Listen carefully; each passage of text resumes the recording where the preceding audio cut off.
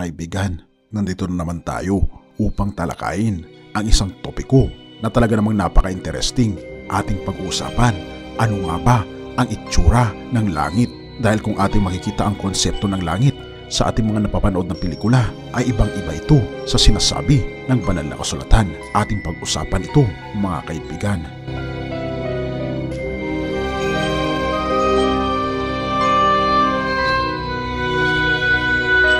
Talaga namang nagiging advance na ngayon, mga kaibigan, ang ating teknolohiya. At kung ating makikita, mga kaibigan, ay hinahamon ng siyensya ang mga normal na sibilyan na katulad natin na mag-explore sa outer space. Meron kasing tinatawag, mga kaibigan, na X-Prize na open sa lahat. Ito ay hamon ng United States of America na pag nagawa mo ang X-Prize ay mabibigyan ka ng $10 million. Simple lang, mga kaibigan, ang rules. Number 1 ay kailangan mo lang mag-launch ng 3 civilian sa outer space. Dapat ito ay 62 miles sa outer space. At pagkatapos ay ibabalik mo ang 3 taong ito. Pwede yung kaibigan mo, tatay mo o kapatid mo. Bahala ka. Kahit sino ay pwede mong idala doon. Pagkatapos ay dapat makabalik sila dito sa planet Earth ng ligtas at malusog pa rin. Pagkatapos nito, mga kaibigan, ay iyong ipapalipad ulit sila ang 3 mga tao na ipinalipad mo 14 days ago at gagamitin nila ang the same vehicle. At ito, mga kaibigan, ang hamon. Hindi ka pwedeng gumamit ng kahit anumang government grants o anumang materials galing sa gobyerno. Ito ay sa sarili mong bulsa. At pagkatapos, ino-notify mo ang X-Prize Committee at least 30 days in advance para i-launch at ma-approve ang flight na ito. At ito ang good news, mga kaibigan. Open ito sa lahat. Kung nais mo itong gawin, ay pwede mo siyang subukan. Ngunit ang bad news, mga kaibigan, ay may nakakuha na sa X-Prize. May nakakuha na at nanalo ng $10 million. Nagpadala siya ng 3 na mga civilian sa outer space. Pagkatapos ay binalik niya dito sa lupa. Pagkatapos after 14 days ay pinalipad niya ulit sa outer space. Isa siyang bilyonaryo. At kung tatanungin niyo ako, mga kaibigan, kung magkano ang kanyang ginastos, gumastos lang naman siya ng $20 million para mapanalunan ang $10 million na X-Prize. At kung ating mapapansin, mga kaibigan, talaga namang nagiging advanced na ang teknolohiya natin dahil may tinatawag na space tourism na kung saan ay pwede na mag-travel outer space, hindi na lamang sa iba't ibang mga bansa kundi pati sa outer space ay pwede nang pasyalan. Ito kasi, mga kaibigan, ay naging posible dahil sa isang batas sa United States na Commercial Space Launch Amendments Act ng 2004 na kung saan ay pwede ka nang mag-enjoy ng view sa kalangitan. Habang ikaw ay nasa outer space, makikita mo na mas malapitan ang mga bituin at planeta. Pwede ka dong maglaro ng tennis na habang lumulutang at walang gravity, mga kaibigan. Nalilipad ka habang ikaw ay naglalaro ng basketball. At meron na rin mga hotels at accommodations sa outer space. At kung ating mapapansin, mga kaibigan, ang pwede lang na pumunta dito ay ang mga tao na mayayaman. Ngunit ito, mga kaibigan, ang good news dahil mayroong langit na mas maganda pa sa pagpapasyal sa outer space. At ito, mga kaibigan, ay titirahan natin ng panghabang buhay. Ang tanong, mga kaibigan, ay ano at gaano kahaba ang habang buhay? Kung iyong bibilangin, mga kaibigan, ang mga bato sa karagatan at ang mga bato at buhangin sa buong mundo. Pagkatapos ay i-add mo pa ang mga punong kahoy, gayon din ang kanyang mga dahon. At pag na-compute mo ito, mga kaibigan, ito ang taon na umpisa pa lang ng forever natin sa langit na bayan. Ganito katagal, mga kaibigan, tayong mamumuhay sa langit na bayan na ipinangako ng ating Panginoong Diyos. Ang tanong ay, what and where is heaven? Ito kasi, mga kaibigan, ang pangako ng ating Panginoon sa atin sa John 14 verse 1 to 3. Let not your heart be troubled. You believe in God. Believe also in me. In my Father's house are many mansions. If it were not so, I would have told you. I go to prepare a place for you. And if I go and prepare a place for you, I will come again and receive you to myself, that where I am, there you may be also. At kung ating mapapansin, mga kaibigan, merong 3 layers ang langit na binabanggit sa banal na kasulatan. Ito, mga kaibigan, ang first heaven na kung saan makikita natin dito lumilipad ang mga ibon at ang mga eroplano. Dito rin natin nakikita, mga kaibigan, ang mga clouds.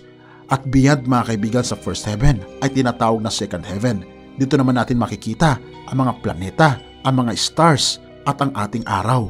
Ngunit, mga kaibigan, mayroong tinatawag na third heaven, ang langit ng lahat ng mga langit, ang pinakatuktok ng mga kalangitan. Ito ang dwelling place ng ating Panginoong Diyos. At ito, mga kaibigan, ang binabanggit sa Mateo 25 verse 34. Then shall the king say to them, on his right hand, "Come, you blessed of my Father, inherit the kingdom prepared for you from the foundation of the world." Oo mga kaibigan, ninanais ng ating Panginoon na tayo ay makasama niya sa langit, at binabanggit mga kaibigan na ang lagusan sa langit mga kaibigan na binabanggit sa Job ay walang iba kundi ang Orion Nebula. At kung ating mapapansin, gaano ba kaganda ang langit na bayan at ano ang itsura nito base sa banal na kasulatan. Revelations 21 verse 1, "And I saw a new heaven and a new earth, for the first heaven and the first earth were passed away, and there was no more sea." Verse 2, "And I, John, saw the holy city, New Jerusalem, coming down from God out of heaven, prepared as a bride adorned for her husband." Ito mga kaibigan, ang itsura ng langit. Ang langit mga kaibigan na tinutukoy dito ay binabanggit sa Revelations 21. Binabanggit niya dito, verse 12, ang langit mga kaibigan had a wall great and high, and had 12 gates, and at the gates 12 angels, and names written thereon, which are the names of the 12 tribes of the children of Israel. And verse 14, "And the wall of the city had 12 foundations, and in them the names of the 12 apostles of the Lamb." Dito natin makikita mga kaibigan na mayroong 12 pundasyon ang langit at 12 gates na kung saan nakasulat dito ang mga pangalan ng 12 tribo ng Israelita. Ibig sabihin, sila mga kaibigan ang naging pundasyon ng pananampalatayang Kristiyano sa lumang tipan. Habang sa mga pundasyon mga kaibigan ay makikita naman dito ang 12 disciples na kung saan sila ang naging pilar ng pananampalataya sa bagong tipan. At kung ating mapapansin mga kaibigan, sa Revelations 21 verse 13, ito ay hugis parisukat na kung saan merong 12 gates, 3 gates bawat side. Sabi niya dito, "On the east 3 gates, on the north 3 gates, on the south 3 gates, and on the west 3 gates." At binabanggit mga kaibigan pa sa Revelations 21 verse 15, "At ang nakikipag-usap sa akin ay may panukat na tambong, ginto, upang sukatin ang bayan, at ang mga pintuan nito at ang kuwatan nito, at ang pagkatayo ng bayan ay parisukat, at ang kanyang haba ay gaya ng kanyang luwang, at sinukat niya ang tambo ang bayan ay 12,000 estadyo o 2,400 kilometers ang haba, at ang luwang at ang taas nito ay magkakasukat." Ito mga kaibigan ang syudad ng New Jerusalem. Kung ating makikita mga kaibigan ay napakaluwang nito. Ito lamang ang parang Manila ng buong kalangitan. Kumbaga ito ang sentro mga kaibigan na syudad sa langit na bayan na ito ang titirahan ng mga taong nananampalataya sa ating Panginoon. Sa verse 17, binabanggit dito, "At sinukat niya ang kuta nito ay 144 na siko o 64 meters ayon sa sukat ng tao sa makatuwid bagay ng isang anghel." Sa verse 18, ito mga kaibigan ang nakakamangha, ang itsura mga kaibigan ng langit na bayan. At ang malaking bahagi ng kuta niya ay haspe. Wow! At ang bayan ay dalisay na ginto na katulad ng malinis na bubog. Oo mga kaibigan, ang itsura ng kalangitan ay puros ginto, at makikita natin dito ang mga mahalagang mga bato na sobrang mamamahal, pero sa langit mga kaibigan ay natural lang ito. Ito mga kaibigan ang binabanggit sa libro ng Revelation, ang mga mahalagang bato na natural lang mga kaibigan sa langit na makikita natin. Ito mga kaibigan, sa verse 19 makikita ang jasper, sapphire, chalcedony, emerald, sardonyx, sardius, chrysolite or chrysoberyl, beryl, topaz, chrysoprase, jacinth, at amethyst. Kung ating makikita, ito mga kaibigan ay mahalagang mga bato na nagkakahalaga ng milyones, kahit ito lamang mga kaibigan ay maliit lamang. At sa langit na bayan mga kaibigan, wala ng grava, wala ng hollow blocks na gagamitin para sa mga material ng ating bahay, sapagkat ang ating mga bahay mga kaibigan ay gawa lahat sa mahalagang mga bato katulad ng diamante at mga precious stones na aking nabanggit. At syempre mga kaibigan, hindi mawawala ang ginto.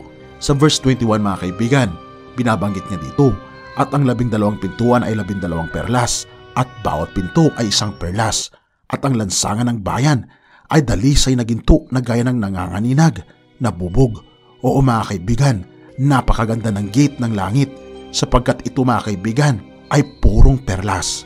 Kung inyong mapapansin mga kaibigan, ang perlas ay ginagawa mga kaibigan ng ilang daang taon ng isang kabibe, na ang perlas mga kaibigan ay nabubuo sa pamamagitan ng mga luha ng kabibe dahil mga kaibigan sa mga irritants at ito mga kaibigan ay nabubuo at nagiging perlas, na ang ibig sabihin niya mga kaibigan na perlas na gate doon sa langit na bayan ay sa ating pagpasok pa lang makikita natin mga kaibigan ang mga iyak natin, ang mga luha na ibinuhos natin dahil sa paghihirap dito sa lupa.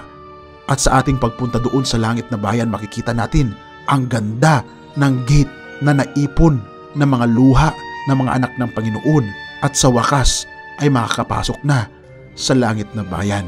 At mga kaibigan, alam nyo ba, hindi na natin kinakailangan ang kuryente doon. Verse 23, at ang bayan ay hindi na kailangan ng araw o ng buwan man upang lumiwanag sa kanya, sapagkat nililiwanagan ng kalulatian ng Diyos at ang ilaw doon ay ang kordero. Oo mga kaibigan, ang ating ilaw ay walang iba kundi ang ating Panginoong Diyos. Sa sobrang kaliwanagan niya ay maiilaw niya ang buong lugar mga kaibigan sa langit na bayan. Pahayag 21 verse 1, ipinakita rin sa akin ng anghel ang ilog na nagbibigay buhay. Ang tubig nito ay kasing linaw ng kristal na dumadaloy mula sa trono ng Diyos at ng kordero. Oo mga kaibigan, ganito kaganda ang langit na bayan, na sa ilog pa lang mga kaibigan ay makikita natin na ito ay umaaninaw na kristal na sobrang linaw at sobrang linis. At syempre mga kaibigan, sa langit na bayan, mamimit mo ang iyong anghel na siyang nag-alaga sa iyo mula nung ikaw ay maliit pa lang hanggang sa ikaw ay mapunta sa langit na bayan. Magkwekwentuhan kayo ng iyong anghel kung paano kanya inalagaan sa iyong buhay dito sa lupa. At ganoon din mga kaibigan, ang ating Panginoong Hesus ay makakapiling natin sa langit na bayan. Ang Panginoon na siyang tunay na nagmamahal sa atin, ang tunay na nag-aaruga at tunay na may malasakit sa atin ay makikita natin mga kaibigan sa langit na bayan. Pagdating kasi natin mga kaibigan sa langit ay siyempre mayroong resepsyon na tinatawag na kung saan napakahaba ito na table na kahit sa kaduluduluhan ay makikita mo kung sino ang nandun dahil sa linaw ng ating mga mata sa langit na bayan. At magkakaroon din tayo mga kaibigan ng mga pakpak na makakalipad tayo sa iba't ibang dako ng mga planeta at mga lugar na kung saan hindi pa natin nakikita at napupuntahan.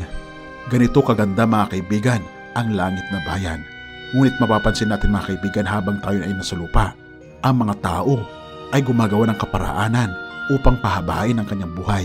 Katulad na lamang ng unang emperor ng China na si Emperor Qin Shi Huangdi noong 200 BC.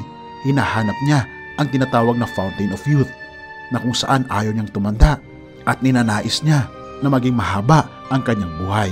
Kaya naman sa kahuli-hulang bahagi ng kanyang buhay ay nagpagawa siya ng mga terracotta warriors na gawa sa clay dahil naniniwala siya mga kaibigan na makakasama niya raw ang mga ito sa afterlife. At maging kaibigan sa kapanuhunan natin ngayon, ang mga tao ay humahanap ng kaparaanan na humaba ang kanilang buhay at bumata ang itsura. Ngunit alam niyo ba mga kaibigan, may napansin ako, mura lang mga kaibigan at mabibili natin ito sa drugstore. 25 pesos lang ay sobrang bata mo na at hindi mo na kinakailang gumastos pa ng napakalaking halaga. Ito mga kaibigan, ang tsupon. Ngunit joke lang ito mga kaibigan. Makikita kasi natin na sobrang obsessed ng mga tao ngayon na magpabata ng itsura. Kaya naman ninanais ng ating Panginoon na makasama tayo mga kaibigan sa langit na bayan dahil doon makikita natin ang ating katawan na magiging immortal. Pahayag 22 verse 2, sa gitna ng lansangan ng lungsod, sa magkabilang tabi ng ilog ay may punong kahoy na nagbibigay ng buhay. Namumunga ito ng 12 beses sa isang taon, isang beses sa isang buwan. At ang dahon nito ay nagpapagaling sa mga bansa. Oo mga kaibigan, mayroon dong puno na tinatawag na Tree of Life na kung saan nagbubunga ng 12 na klase ng bunga bawat buwan. For example mga kaibigan, January ay orange, pagdating ng February ay mangga, pagdating ng March ay grapes. At dito natin makikita mga kaibigan na habang tayo ay kumakain sa mga prutas nito, iyon naman mga kaibigan ang paghaba ng ating buhay na magkakaroon tayo ng immortal life at babalik ang ating dating height na katulad ng height ni Adan tsaka ni Eva na umabot ng 14 to 16 feet. At wala na rin kukulubot mga kaibigan ang mga balat sapagkat maging ang lola mo at ikaw ay parehas ang itsura at hindi makikita ang katandaan sa ating pangangatawan. At ito mga kaibigan ang good news. Pahayag 21 verse 4, papahiran niya ang mga luha sa kanilang mga mata. Wala ng kamatayan, kalungkutan, iyakan o sakit sapagkat lumipas na ang dating kalagayan. Oo mga kaibigan, wala nang mamamatay doon sa langit sapagkat nais ng ating Panginoon na tayo ay bigyan ng buhay na walang hanggan. Maging ang mga leon at tupa ay sila mga kaibigan ay magkatabi sa pagtulog.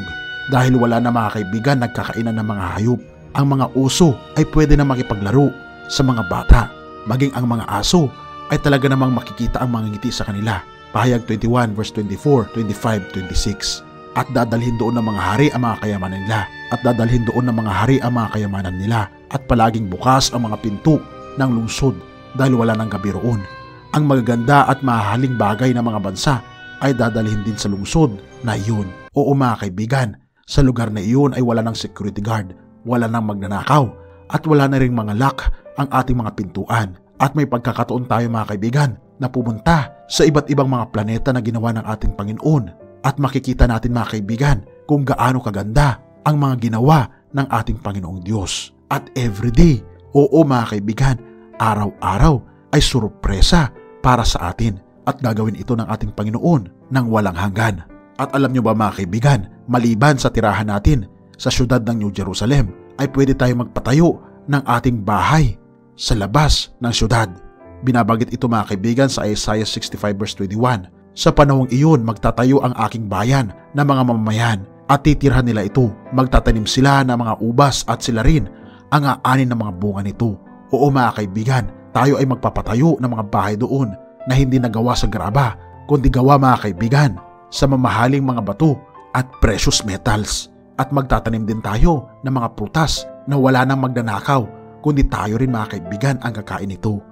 Oo mga kaibigan, napakaganda ng langit at napakabuti mga kaibigan ng Diyos dahil ito ang kanyang panukala para sa atin. Ngunit ito mga kaibigan ang babala ng ating Panginoon sa pahayag 21 verse 27. Pero hindi makakapasok doon ang anumang bagay na marumi sa paningin ng Diyos, ang mga gumagawa ng mga bagay na nakakaya at ang mga sinungaling. Ang mga makakapasok lang doon ay ang taong nakasulat ang pangalan sa aklat ng buhay ng Kordero. Oo mga kaibigan, nais ng ating Panginoon na isuko natin ang ating buhay sa Kanya. Meron kasing dalawang klase ng libro sa langit, ang libro ng buhay at ang libro ng patay. Habang tayo ay nabubuhay sa kasalanan at hindi natin tinatanggap si Kristo mga kaibigan, ang ating mga pangalan ay nakasulat sa libro ng patay.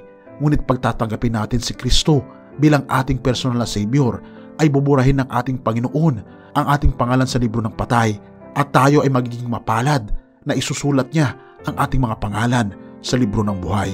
At nais ng ating Panginoon na talikuran na ang ating mga kasalanan dahil nais niya mga kaibigan na makapiling tayo sa langit na bayan. At babanggitin niya pagdating natin doon, "Well done, thou good and faithful servant. Come, enter the joy of the Lord." Mga kaibigan, hinihintay ka ng Panginoon na lumapit ka sa Kanya. Purihin ang Diyos at salamat kaibigan sa iyong panonood.